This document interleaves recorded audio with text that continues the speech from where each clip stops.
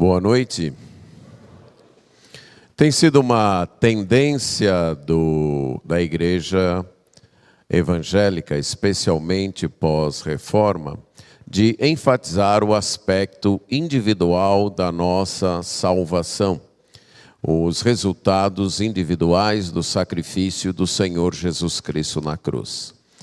Nós acreditamos que a morte de Cristo na cruz trouxe o perdão dos nossos pecados foram perdoados, e tendo os pecados perdoados, nosso relacionamento com Deus então foi acertado e temos a certeza então desta salvação.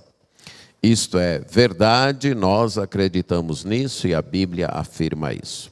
No entanto, como eu disse, tem sido uma tendência enfatizar apenas este aspecto e esquecer que a nossa reconciliação com Deus também deve produzir uma reconciliação entre nós, um aspecto horizontal da nossa salvação. Que a mudança de relacionamento com Deus, a mudança de posição e de estado com Deus, deve produzir mudanças em nossas vidas que afetam a maneira como nós nos relacionamos. Um dos textos que enfatiza isto é o livro de Efésios, capítulo 2, versos 11 a 22. Continuando a nossa exposição do livro de Efésios, nós hoje vamos nos deter nos versos 16 a 18. Mas, respeitando o contexto e para poder aqueles que não estiveram nas mensagens anteriores se inteirarem do contexto, nós iremos ler todo o texto de Efésios 2, de 11 até 22. Efésios 2, de 11 a 22 diz: portanto, lembrem-se de que no passado vocês eram gentios na carne, chamados incircuncisão por aqueles que se intitulam circuncisão, que é feita na carne por mãos humanas. Naquele tempo, vocês estavam sem Cristo, separados da comunidade de Israel, e estranho às alianças da promessa, não tendo esperança e sem Deus no mundo. Mas agora, em Cristo Jesus, vocês, que antes estavam longe, foram aproximados pelo sangue de Cristo, porque Ele é a nossa paz. De dois povos, Ele fez um só, e na sua carne derrubou a parede de separação que estava no meio, a inimizade.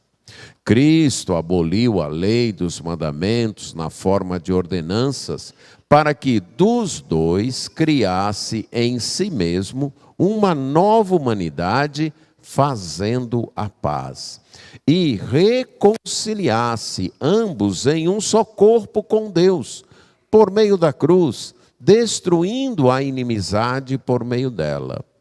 E, quando veio, Cristo evangelizou paz a vocês que estavam longe e paz também aos que estavam perto. Porque, por meio dele, ambos temos acesso ao Pai em um só Espírito. Assim, vocês não mais são estrangeiros e peregrinos, mas concidadãos dos santos e membros da família de Deus, edificados sobre o fundamento dos apóstolos e profetas, sendo Ele mesmo, Cristo Jesus, a pedra angular. Nele, todo edifício bem ajustado cresce para ser um santuário dedicado ao Senhor. Nele também vocês estão sendo edificados junto com os outros, para serem morada de Deus no Espírito. Vamos orar. Senhor, nós temos a Tua palavra diante de nós. Reconhecemos essa bênção que graciosamente o Senhor nos concede, de ter acesso à Tua revelação, aos teus planos para a tua criação. Mas reconhecemos também a nossa inaptidão e até indisposição para compreender, apreciar e obedecer esta palavra. Por isso nós dependemos da ação do Teu Espírito Santo, trabalhando em nossos corações, em nossas afeições e em nossa vontade, para que venhamos, ó Pai, ter a atitude correta diante da Tua palavra. Isso nós pedimos em nome de Jesus. Amém. A carta aos Efésios foi uma carta escrita pelo apóstolo Paulo, quando ele estava numa prisão domiciliar na cidade de Roma, e ele a escreveu para a igreja de Éfeso, que estava na província da Ásia Menor, não apenas para aquela igreja, mas para as igrejas ali em volta, e a carta versa sobre o grande plano de Deus de restaurar a sua criação e resgatar o seu povo do domínio do pecado, da sujeição e das consequências que o pecado trouxe.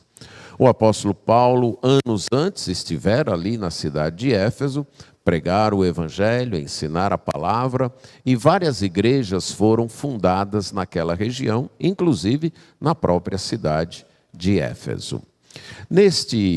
Nesta carta, após a saudação, o apóstolo então expõe o grande plano de Deus na primeira parte, até capítulo 3.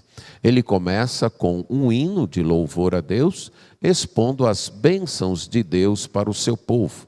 Depois ele continua falando do que Deus fez em Cristo para o seu povo, só que na forma de uma oração, descrevendo sua gratidão e suas petições em prol dos seus leitores.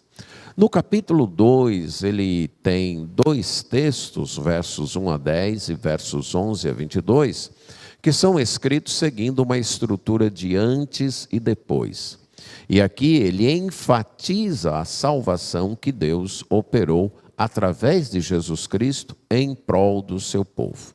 Na primeira parte, versos 1 a 10, é a ênfase na salvação individual. Ele começa descrevendo o antes, como nós estávamos mortos, como nós estávamos dominados pelos poderes tenebrosos deste mundo, como nós estávamos escravizados aos nossos desejos e, por tudo isso, estávamos debaixo da ira de Deus. Mas então ele mostra como Deus, por causa da sua misericórdia, por causa do grande amor com que nos amou, através da obra da pessoa do Senhor Jesus Cristo, Deus nos deu vida, Deus nos deu a vitória, nos fazendo assentar nos lugares celestiais juntamente com Cristo, nos libertando do domínio desses poderes tenebrosos, nos libertando da escravidão dos nossos próprios desejos e nos colocando debaixo do amor de Deus. Não mais debaixo da ira, mas do amor de Deus. E ele então enfatiza que tudo isso foi pela graça, pela misericórdia, nenhum mérito humano. A salvação é pela graça e é acessada, apropriada através da fé, para que todo o mérito seja de Deus. E esta salvação deve produzir em nós uma nova vida, porque passamos a fazer parte da nova criação de Deus. Na segunda parte, ele vai enfatizar o aspecto coletivo desta salvação. Ele vai mostrar como estávamos separados do povo de Deus, do povo de Israel. Éramos taxados de incircuncisos, isto é, impuros, de gentios, isto é, pessoas pagãs, pessoas então que eram taxadas por estes nomes e rejeitadas pelo povo de Deus. Ele disse que naquele tempo nós estávamos sem Cristo, nós não tínhamos os direitos de cidadania do povo de Deus, nós tínhamos desconhecimento das promessas e das alianças de Deus, nós estávamos sem esperança e sem Deus no mundo. Mas agora, e aí ele começa a mostrar a mudança, em Cristo, nós fomos aproximados. Nós que estávamos longe, fomos trazidos para perto por causa do sangue de Cristo, isso é, por causa da obra que Jesus realizou na cruz, sua morte na cruz. E então, essa aproximação transformou também a nossa vida em relação a outras pessoas. Agora, judeus e gentios desfrutam da paz que é Jesus. Desses dois povos, então, ele fez um só, uma nova humanidade, uma nova raça, destruindo a parede que era a inimizade que separava estas pessoas e abolindo também a lei na forma de ordenanças que exatamente criava essa cerca, criava essa separação, não permitindo que gentios pudessem adorar e servir a Deus juntamente com os judeus. E agora, nos versos 16 a 18, ele fala que Jesus Cristo nos reconciliou com Deus. E é isso que nós estaremos enfatizando, que fomos reconciliados com Deus através do Senhor Jesus Cristo. Fomos reconciliados com Deus pela obra do Senhor Jesus Cristo. E eu quero destacar 3 aspectos desta reconciliação. Primeiro, é que Cristo nos reconciliou com Deus, e esta reconciliação nos reconcilia uns com os outros. O fato de Cristo ter nos reconciliado com Deus também nos leva a reconciliarmos uns com os outros. A palavra reconciliar fala de restabelecer relacionamentos que foram interrompidos ou rompidos, que houve uma ruptura nesses relacionamentos por causa de alguma provocação, de alguma ferida, de algo que foi feito, de algum mal que foi provocado de uma parte ou de outra. E então criou-se ali uma inimizade entre duas pessoas que antes eram amigas. E há um comportamento manifesto de alguém, ações manifestas de uma pessoa, para eliminar aquela hostilidade criada, aquela inimizade levantada e restabelecer então a amizade, as relações amistosas. Então ele diz que Cristo fez isso com ambos. Quais são, então, a que se refere estes ambos? Exatamente, judeus e gentios. Tanto judeus como gentios precisavam ser reconciliados com Deus.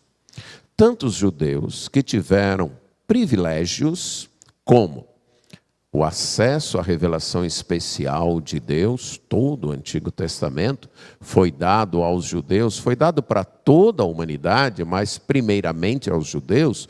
Os judeus foram escolhidos como canal para trazer esta revelação à humanidade. Então eles tiveram esse acesso, eles tiveram alianças, pactos que Deus fez com ele, eles tinham conhecimento da promessa da vinda do Messias, eles tinham todos estes privilégios, mas eles também precisavam ser reconciliados com Deus. Eles precisavam ter o seu relacionamento com Deus restabelecido.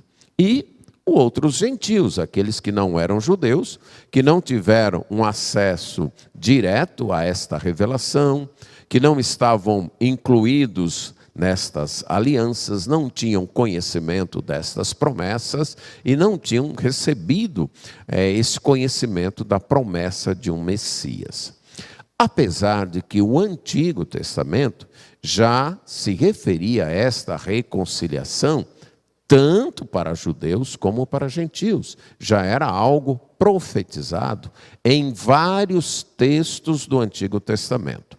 Eu selecionei um aqui para a gente comprovar isso, que é Isaías, capítulo 49, versos 5 a 6. No capítulo 49 de Isaías, nós temos mais um do que é chamado Cânticos do Servo. Isaías, além de profeta, era poeta e compositor, e no livro dele você encontra vários cânticos, inclusive na segunda parte do livro, 5 cânticos messiânicos, 5 cânticos que anunciam o Messias, mas anunciam o Messias na forma do servo. E esse é um deles, e nos versos 5 e 6, nós temos o seguinte, diz assim: mas agora diz o Senhor que me formou desde o ventre para ser seu servo, para trazer Jacó de volta e reunir Israel a ele, porque sou glorificado diante do Senhor e o meu Deus é a minha força. Parando um pouquinho aqui, você percebe aí no meio desta estrofe do poema que a missão do servo era trazer Jacó de volta e reunir Israel a ele.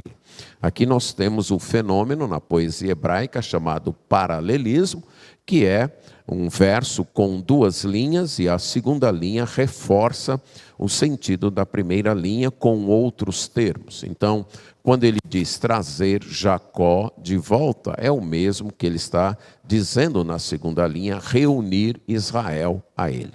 Jacó e Israel são usados aqui para indicar a nação, não o indivíduo que deu origem à nação, que foi Jacó, que teve o seu nome mudado para Israel. Mas os descendentes de Jacó que formaram essa nação de Israel. Então é dito que a missão do Messias, o servo do Senhor, é trazer Jacó de volta. O que é trazer de volta? É levar novamente para Deus, trazer esse povo de Israel de volta a Deus. Reunir Israel a ele, exatamente a reconciliação. Trazer o povo de Israel de volta ao Senhor. Mas aí no verso 6, ele diz o seguinte: sim, ele diz, para você é muito pouco ser o meu servo para restaurar as tribos de Jacó e trazer de volta o remanescente de Israel.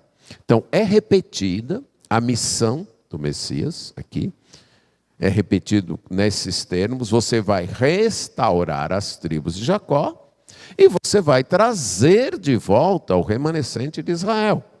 Mas com um acréscimo, é dito, isso é muito pouco para você. É muito pouco para você, como meu servo, lidar apenas com a reconciliação de Israel. Trazer apenas o povo de Israel de volta. Aí ele diz: farei também com que você seja uma luz para os gentios, para que você seja a minha salvação até os confins da terra. Você não vai apenas reconciliar Israel. Você vai reconciliar os gentios. Você vai reconciliar nações até os confins da terra. Então já havia sido profetizado, já havia sido prometido que o Messias de Deus, o servo do Senhor, que veio, que foi o Senhor Jesus Cristo, iria trazer a reconciliação tanto de judeus como de gentios com Deus.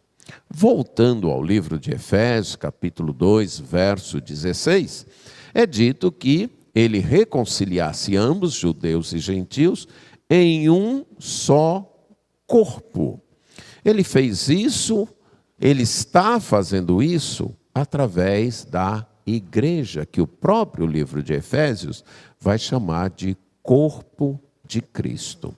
Essa união de pessoas de várias raças, de várias línguas, de vários costumes, numa comunidade que unida adora a Deus, que mesmo mantendo as suas diferenças, mas tem esse propósito de servir a Deus em um corpo, é uma obra feita por Cristo que é manifestada na sua igreja, na igreja que serve a Cristo. Aqui não estamos nos referindo a uma igreja, uma denominação, uma igreja com um certo nome, uma igreja batista, uma igreja de um outro nome qualquer. Mas a igreja como corpo de Cristo, como comunidade daqueles que, reconhecendo os seus pecados, decidiram seguir a Cristo. Isso já mostra o fator coletivo da igreja. O Novo Testamento desconhecia essa questão de crença individual e que procura seguir a Cristo sem estar ligada a uma comunidade local chamada igreja. Para o Novo Testamento, isso é uma coisa considerada até absurda, impossível de acontecer. Quem foi salvo por Cristo faz parte de uma nova humanidade, faz parte de uma nova comunidade, faz parte de um novo corpo. Ele, além de usar a figura da nova humanidade, aí no verso 15, a figura do corpo, aqui no verso 16, lá mais na frente, no verso 20, ele vai usar a linguagem de um prédio. Então, a pessoa que é salva por Cristo, independente da sua raça, independente da sua nação, independente da sua cultura, independente da sua linguagem, ela é trazida para um corpo só, o corpo de Cristo. O corpo do Senhor Jesus Cristo, que é a sua igreja. E é este corpo que está sendo, neste corpo, melhor dizendo, que todas as raças estão sendo reconciliadas com Deus das pessoas que seguem o Senhor Jesus Cristo. Então, uma nova comunidade é criada. O povo de Israel não foi cancelado, não foi anulado. Romanos, capítulos 9, 10 e 11 apresentam o projeto de Deus para este povo no futuro, de sua restauração no futuro, mas na atual fase, na atual dispensação desse plano eterno de Deus, é na igreja, na sua igreja, que desfaz as barreiras, os muros de raça, de língua, para formar um único corpo que serve a Deus. Então, Deus reconciliou, aliás, Jesus reconciliou ambos com Deus. Fomos, tanto gentios como judeus, reconciliados com Deus. Por que esta reconciliação era necessária? Porque nós éramos inimigos de Deus. Veja o que diz Romanos, capítulo 5, verso 10. Romanos, capítulo 5, verso 10. Lemos assim: porque se nós, quando inimigos, fomos reconciliados com Deus mediante a morte do seu Filho, muito mais, estando já reconciliados, seremos salvos pela sua vida. Note então que ele diz que nós fomos reconciliados quando inimigos. Houve um tempo em que todos nós éramos inimigos de Deus. Essa não é uma mensagem agradável. Essa não é uma mensagem que nós gostamos de ouvir, mas é isso que a Bíblia diz. Nós éramos inimigos de Deus. E qualquer pessoa que não se aproxima de Deus através do Senhor Jesus Cristo, confiando única e exclusivamente em sua obra expiatória realizada na cruz, ainda é inimiga de Deus. Aqui não há um terreno neutro, não há um espaço onde eu sou amigo de Deus, ou eu não sou amigo de Deus, mas também não sou inimigo. Não existe isso. Ou a pessoa, reconhecendo o seu estado de pecado, reconhecendo a sua incapacidade de solucionar este seu problema por qualquer outro meio, por qualquer outra maneira, que não seja a confiança na graça de Deus, manifestada supremamente na morte de Jesus na cruz, e ela então se entrega a esse Deus, confiando em Cristo, ou ela faz isso, ou ela ainda permanece inimiga de Deus. Só há uma ponte, só há um meio de sairmos do estado de inimizade para o estado de amizade com Deus. E esta ponte é Jesus Cristo. Não há outra maneira. Não há outro meio. Esta ponte é uma pessoa, não é uma religião, não é uma filosofia, não é uma ideologia, não é uma denominação eclesiástica. Esta ponte é uma pessoa, o Senhor Jesus Cristo. Ou você confiou sua vida, reconhecendo o seu pecado, sua condenação, reconhecendo que você é inimigo de Deus. É o que a Bíblia diz. Você é inimigo de Deus. Você reconheceu isso. E confiou no que Cristo fez e entregou sua vida a Deus através de Cristo, ou você ainda é inimigo de Deus. Então nós éramos inimigos. E através de Cristo nós fomos reconciliados. Quando ligamos esse texto com o que Paulo disse, lá em Efésios capítulo 2, verso 16, que ele reconciliou ambos. Então os judeus também eram inimigos de Deus. Mesmo tendo todos aqueles privilégios, também estavam em estado de inimizade.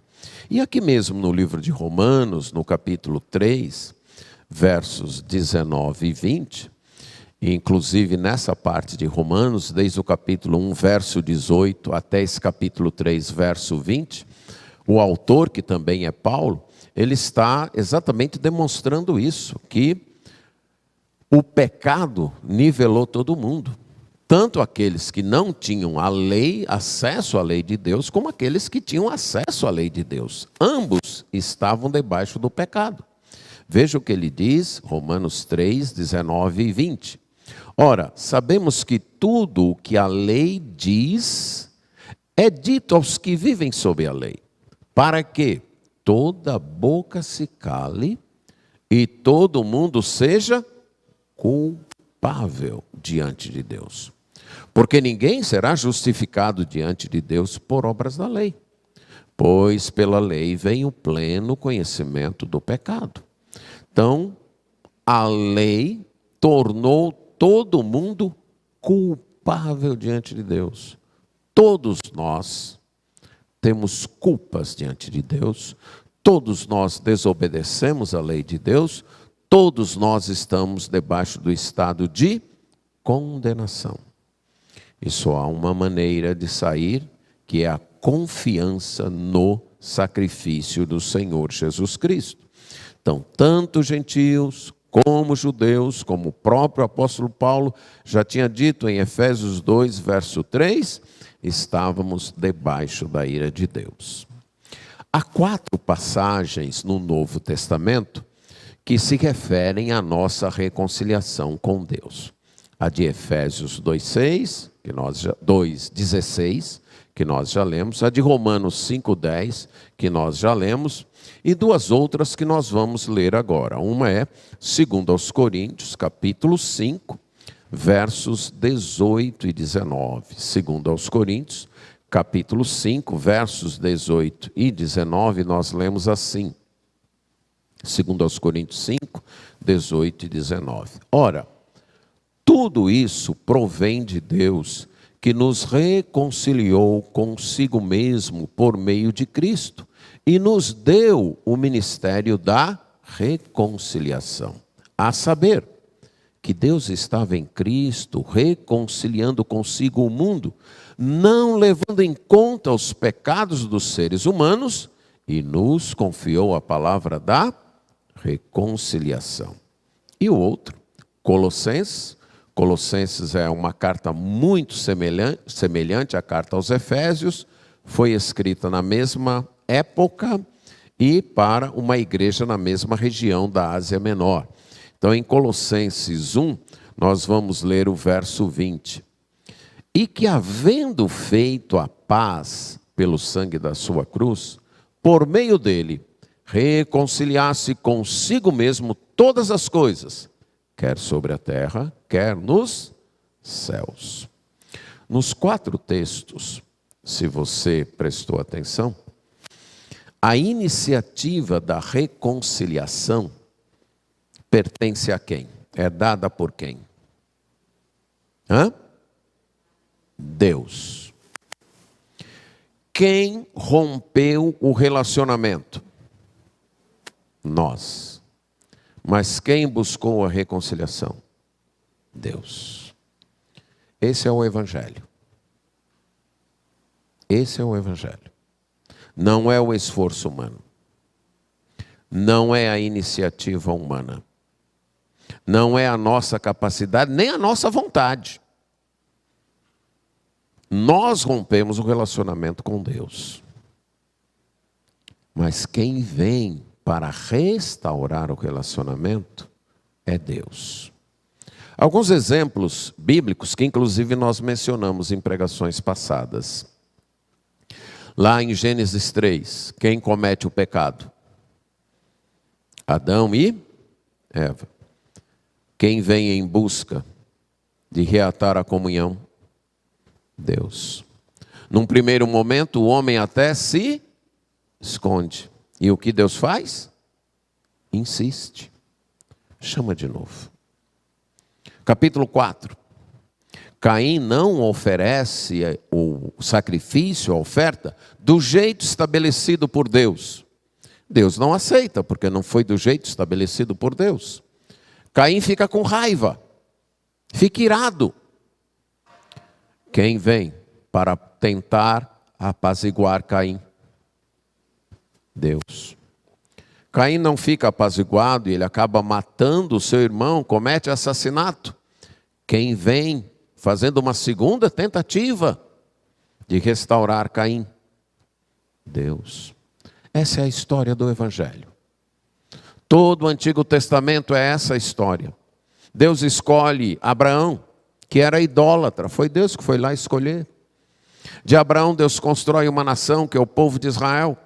A história do Antigo Testamento é desse povo, vez após vez, se distanciando de Deus. E Deus, através dos seus profetas, indo atrás desse povo. Um outro exemplo. Deus vocaciona Jonas para ir pregar. Jonas foge. E o que Deus faz? Vai atrás. Até a manifestação suprema. A vinda do próprio Deus na pessoa do seu Filho, o Senhor Jesus Cristo, para buscar e salvar o que estava.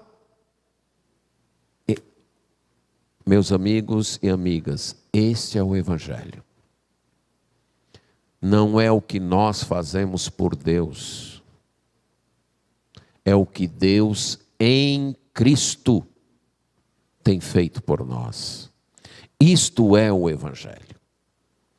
O que Deus, através da pessoa do Senhor Jesus Cristo, tem feito por nós. A iniciativa da reconciliação é dele. Ele não apenas toma a iniciativa, mas ele paga o preço. Voltando a Efésios 2,16. E reconciliar-se ambos em um só corpo com Deus, por meio da cruz. Deus busca o ser humano. O ser humano tem uma dívida com ele. Foi o ser humano que o desobedeceu. Foi o ser humano que quebrou o relacionamento. E Deus então se aproxima do ser humano e diz: eu quero reatar o meu relacionamento com você. Mas tem uma dívida que deve ser paga. E eu mesmo vou pagar a dívida. Eu mesmo assumo o preço. assumo o custo desta reconciliação. Então, a cruz de Cristo se refere exatamente à morte expiatória do Senhor Jesus Cristo na cruz, satisfazendo a justa ira de Deus sobre os nossos pecados, sobre a nossa condenação, e assim, como a ira de Deus caiu sobre Jesus, ela não cai mais sobre aqueles que confiaram em Jesus. Aqueles que confiaram em Jesus agora são amigos de Deus, não por mérito próprio, não por iniciativa própria, mas simplesmente porque Deus em Cristo buscou a reconciliação e pagou o preço da reconciliação. Assumiu a nossa condenação em Cristo, assumiu a nossa culpa em Cristo e satisfez essa condenação e essa culpa na cruz. E assim, ele destruiu a inimizade por meio da cruz.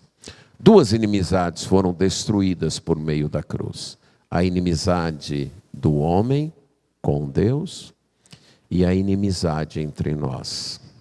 E aí, amados, cabe uma aplicação. Temos a tendência pecaminosa de simpatizarmos com algumas pessoas e antipatizarmos com outras. Ou só eu sou assim? Vocês são assim também?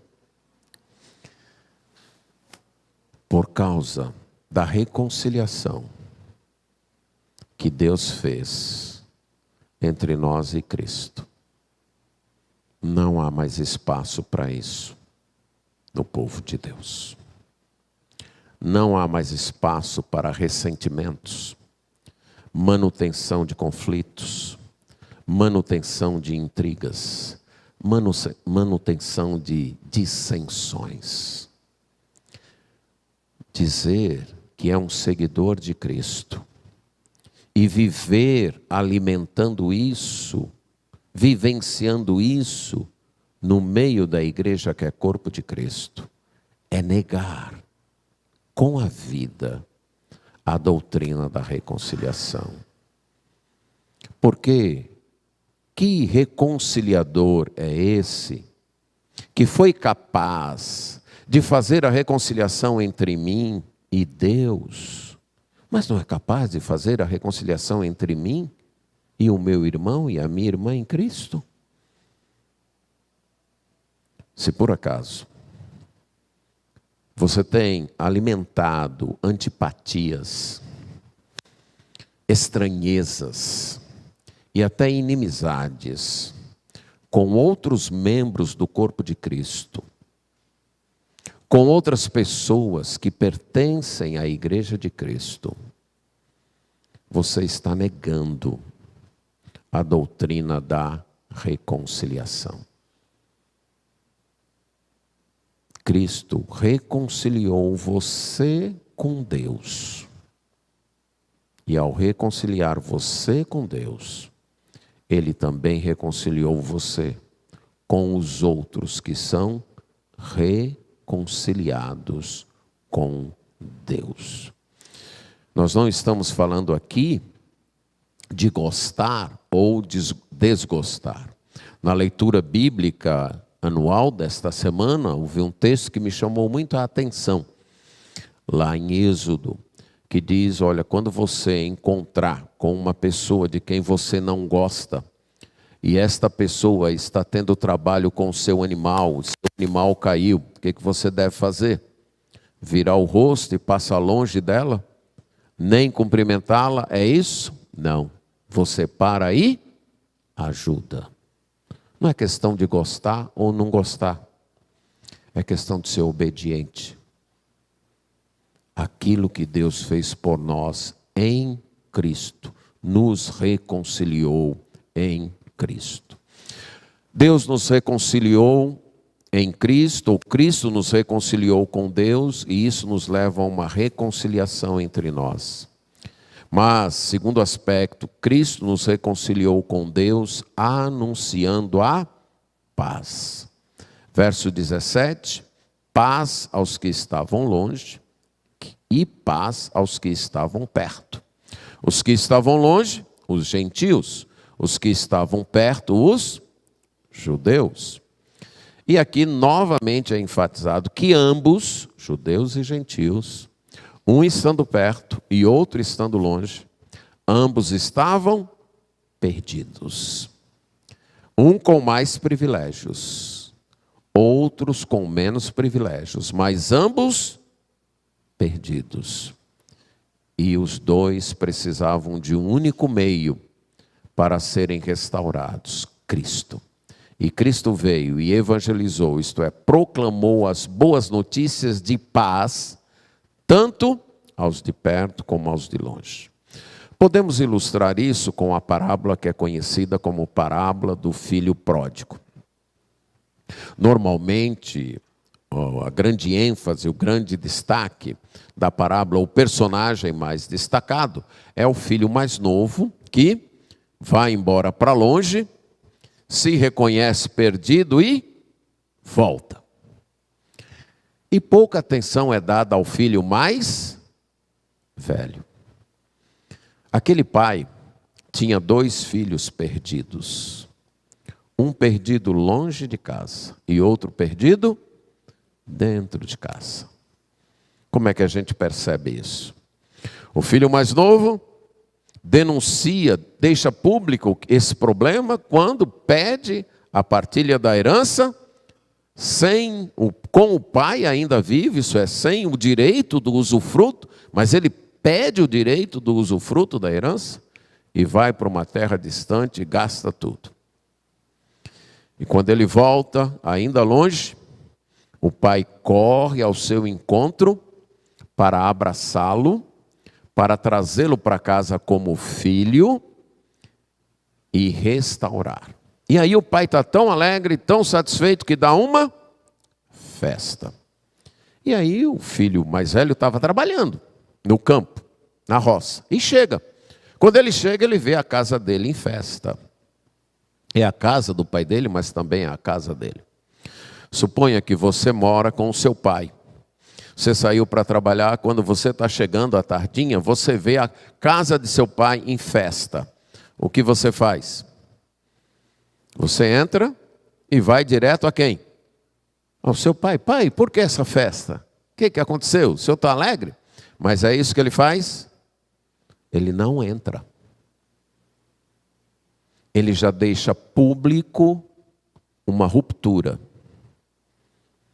Ele pergunta a uma pessoa que está ali: ei, o que está acontecendo? É a casa dele. Mas ele pergunta a um estranho: o que está acontecendo? Ah, é uma festa que teu pai está dando, porque teu irmão mais novo voltou. O que se espera de um filho e de um irmão? Pode ser até que ele tivesse o ranço com o irmão.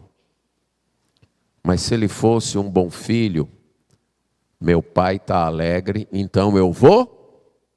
Nem é tanto pelo meu irmão, é pelo meu pai. Mas é isso que ele faz? Ele não quer entrar. Ele se recusa a entrar numa festa dada pelo próprio pai, na própria casa dele, por estar recebendo o irmão. E o que o pai faz? O que o texto diz que o pai faz? Pela segunda vez naquele dia o pai se humilha diante de todo mundo. Já tinha se humilhado quando tinha corrido para receber o filho mais novo. E agora se humilha saindo de casa, na frente de todo mundo, para tentar trazer o filho mais velho para a festa. E o filho mais velho é injusto com o pai. Pai, há tanto tempo eu te sirvo e o senhor nunca me deu nenhum cabrito. Muitas vezes estas coisas não tocam muito o coração da gente, sabe por quê? Porque de modo geral nós também cometemos algumas injustiças com os nossos pais. Nós os acusamos de certas coisas que você só vai entender depois, quando você também é pai, é que você vai entender. Mas isso se normalizou tanto que muitas vezes nem percebe essa injustiça que ele está cometendo com o pai dele. Aí o pai dele responde: mas meu filho, o que é meu é teu. Você nem precisa pedir um cabrito, é teu. Na minha ilustração, o filho mais novo é o gentio, longe. E o filho mais velho, o judeu. E Jesus conta essa parábola, focando o filho mais velho, porque você não tem a resposta dele. A parábola termina em suspense, com a fala do pai, convidando o filho a entrar para a festa, mas nós não temos a resposta do filho. Porque Jesus está respondendo aos judeus do seu tempo, por que ele comia com pecadores, porque ele se associava com pecadores. Então, na minha ilustração, o filho mais novo seria o gentio, o filho mais velho o judeu. Mas na minha aplicação, o filho mais novo é aquele que veio do mundo reconhecendo o seu pecado, quase despido, empobrecido, sabendo do seu estado de miserabilidade, e aceita o amor do Pai. Mas o filho mais velho pode ser muitos de nós, dentro da igreja, que ainda carrega uma sensação de orgulho, de superioridade. Eu não cometi tantas depravações assim, então eu me acho santo, sem reconhecer que eu também sou pecador, salvo única e exclusivamente pela graça. Mas Jesus Cristo veio para os de longe e para os de perto, para os que estão aqui e que talvez ainda tracem círculos de exclusão. Que eu não sou tanto como fulano, eu não sou tanto como cicrano, eu não gosto muito daquele jeito, eu acho que aquele outro jeito não é tão certo. E esquecendo que todos nós viemos do mesmo canto, viemos do pecado, viemos da perdição, nas suas mais variadas formas, algumas mais escandalosas, outras nem tanto assim, mas todos nós viemos de lá. Todos nós estávamos mortos nos nossos delitos e pecados. E foi única e exclusivamente a graça de Deus em Cristo Jesus. Jesus nos reconciliou com Deus e por isso temos uma reconciliação entre nós. Jesus nos reconciliou com Deus e trouxe paz a quem estava longe e a quem estava perto. E terceiro e último, Jesus nos reconciliou com Deus, nos dando acesso ao Pai. Porque por meio dele, ambos temos acesso ao Pai em um só Espírito. Ambos, novamente, judeus e gentios, podem chegar-se a Deus. Tem acesso, tem o direito ou a oportunidade de se dirigir a Deus. Temos então franqueada a porta de chegar até Deus. Para entender um pouco isso, a gente precisa entender o mundo em que a Bíblia foi escrita, que era o mundo das monarquias. Você deve estar lembrado da história de Esther, a rainha Esther, e que quando o tio dela falou para ela: olha, saiu um decreto aí do rei para matar todos nós judeus. E ela disse: olha, eu não fui chamada à presença do rei nesses dias. E ela sabia que qualquer pessoa que não sendo chamada à presença do rei, se dirigisse até o rei, até o trono, se o rei estendesse o seu cetro, ok. Se o rei não estendesse o seu cetro, mas ela diz: eu vou lá, vocês fiquem jejuando que eu vou lá. E ela vai, e o rei estende o seu cetro. e ela pôde fazer o pedido dela. Nós não temos um rei da Pérsia. Nós temos o rei do universo. E ele já estendeu o cetro para nós. Em Cristo, ele disse, a hora que você quiser, quando você quiser, no momento que você quiser. Você não precisa marcar a hora comigo. Você não precisa agendar tempo comigo. Você tem acesso livre a mim. Meus irmãos, pense no tamanho desta bênção. Raciocine aí um pouquinho no tamanho desta bênção. Não precisa marcar hora. Não precisa agendar momento. Não precisa perguntar, Deus, nesse momento o Senhor tem tempo? Isso acontece entre a gente, né? Você quer falar com o pastor, muitas vezes precisa agendar, porque o pastor não é infinito nem onipresente. Mas Deus não. A hora que você quiser, no lugar onde você estiver, pense no tamanho desta bênção. E agora pense em quão pouco caso nós fazemos dessa bênção. Em momentos de desespero, a gente bate em 10, 20, 30 portas, menos aquela que já está aberta, aquela que já está franqueada, aquela que Jesus com sua morte na cruz já abriu. Aquela do trono, chega lá e derramar nosso desespero, nossa tristeza, nossa ansiedade, já está aberta. Não fomos nós que conquistamos esse direito, foi Cristo. Se você tem problemas, imagine a seguinte situação. Deus em seu trono, como descreve Apocalipse, e você com medo de chegar, e Jesus Cristo à direita de Deus. E imagine Jesus Cristo dizendo, está vendo aquele lá? Sim. Ele é pecador. Sim. Ele desobedeceu às suas leis. Sim. Mas eu já paguei a conta dele. Pode deixar ele chegar. Pode ouvi-lo. Isto é acesso. Não por nós,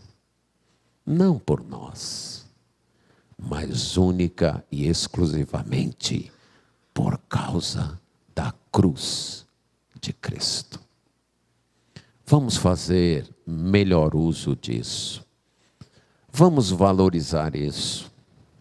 Não precisamos carregar as ansiedades, as frustrações, os temores, os pânicos em nossos ombros, os conflitos em nossos corações.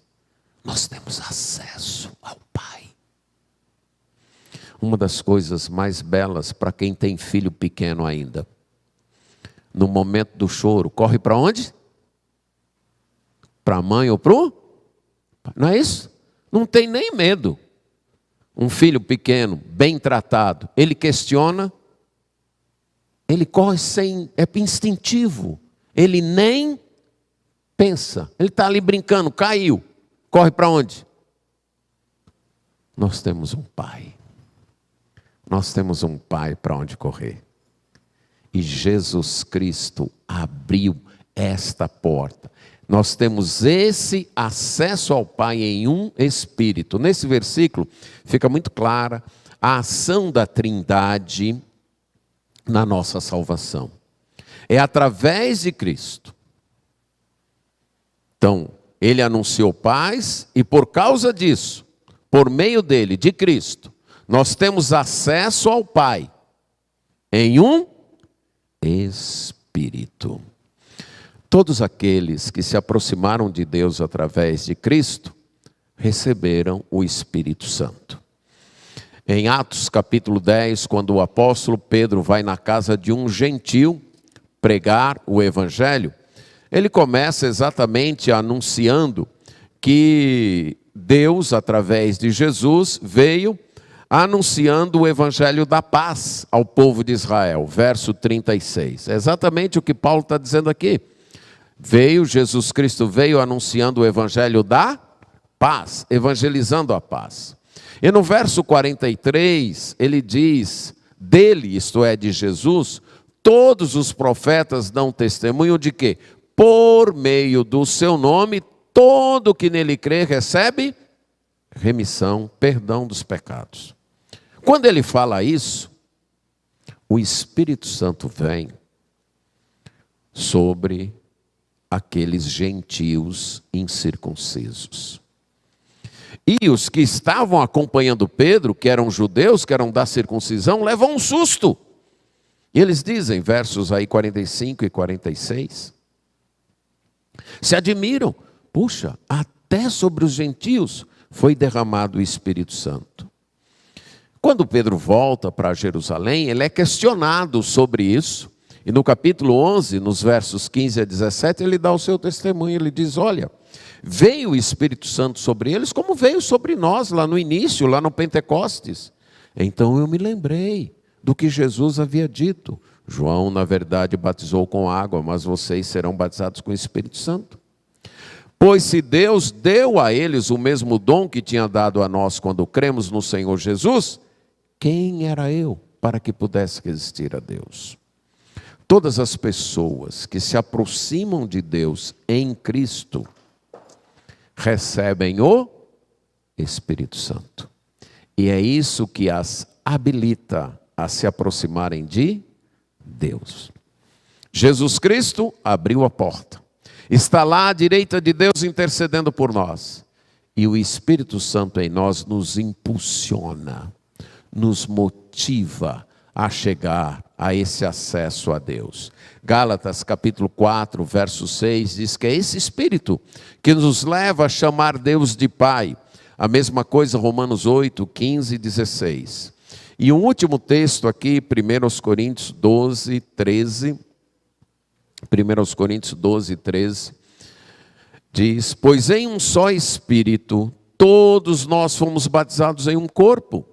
Quer judeus, quer gregos, quer escravos, quer livres. E a todos nós foi dado beber de um só Espírito.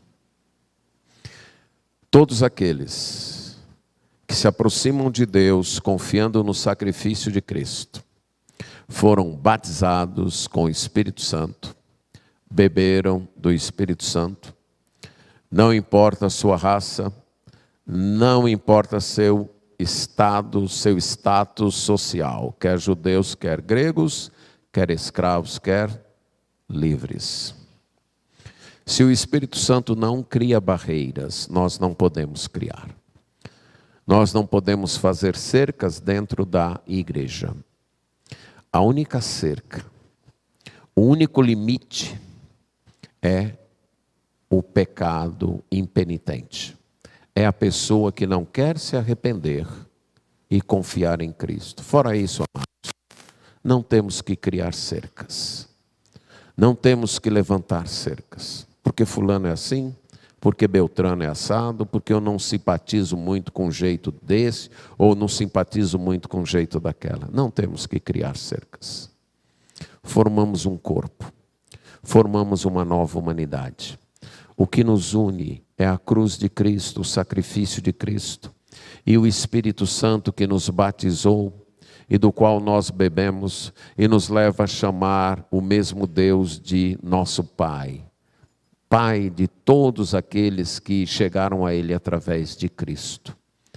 Temos que eliminar dos nossos corações os ressentimentos, as estranhezas, as inimizades.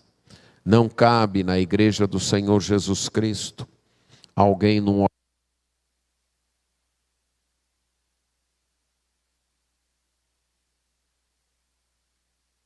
Não cabe na igreja do Senhor Jesus Cristo alguém passar por um outro irmão e não cumprimentar. Alguns nem conseguir olhar para outro irmão. Isso é negar a reconciliação que foi feita entre nós e Deus. Isso não cabe na igreja do Senhor Jesus Cristo. Nós fomos reconciliados com Deus por Cristo. E esta reconciliação também nos reconcilia uns com os outros. E essa reconciliação nos trouxe, tanto os de perto como os de longe, a mesma paz. E esta reconciliação deu a todos nós o mesmo acesso ao Pai no mesmo Espírito. Não há razões para diferenciações, não há razões para dissensões, não há razões para ressentimentos. O que há é razão para buscarmos a unidade e manifestarmos a alegria, porque em Cristo, eu e você podemos nos chegar a Deus. O caminho foi aberto. Temos acesso, temos paz, porque estamos reconciliados com Deus. E tudo isso por causa da cruz de Cristo.